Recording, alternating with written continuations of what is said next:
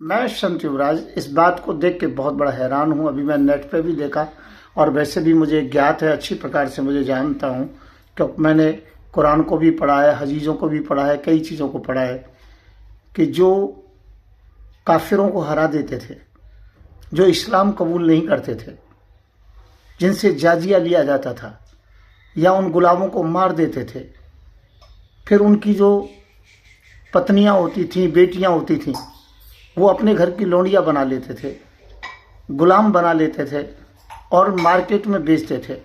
और ये सब कार्यक्रम चलता था मोहम्मद के सानिध्य में। मैं पूछना चाहता हूँ, वो उल्लू का पट्ठा, शुगर की औलाद मोहम्मद क्या संदेश देना चाहता था संसार के लिए कि जो औरतों को गुलाम करके बेचा जाए, दूसरे की औरतों, गुलाम की औरतों के साथ में इस प्रकार का जबरदस्ती व्यवहार किया जाए, उसे तुम नबी कहते हो? वो ये कहता है कि रमजान के महीने बीत जाएं और उसके बाद में काफिरों को घेर करके मारो। वो क्या संदेश देना चाहता था? इसे कहते इंसानियत, इसे कहते मानवता।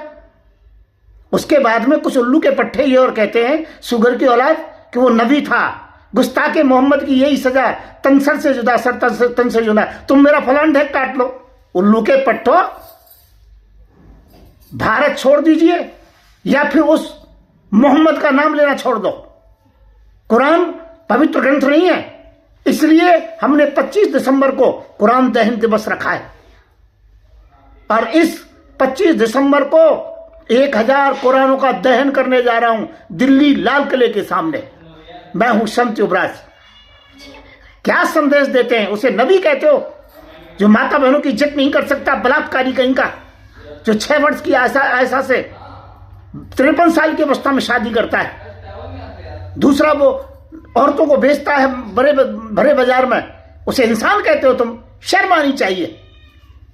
ऐसे मोहम्मद के मानने वाले इस देश में नहीं रह सकते, ध्यान रखना। मैं हूं संत युवराज।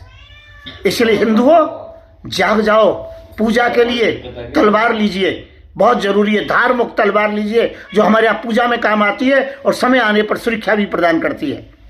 मेरा नंबर है 9927404606। इसे मैंने देख करके, सुन करके मुझ पर नहीं रहा गया, इसे गुस्सा करना बहुत जरूरी था। और मैं ये कहना चाहता हूं, ऐसे उल्लू के पट्टे को, ऐसे सुगर की औलाद को कभी नबी नहीं कहना चाहिए। हम गुस्ताखे मोहम्मद हैं तो हैं, तुम्हें जो काटना है काट लीजिए।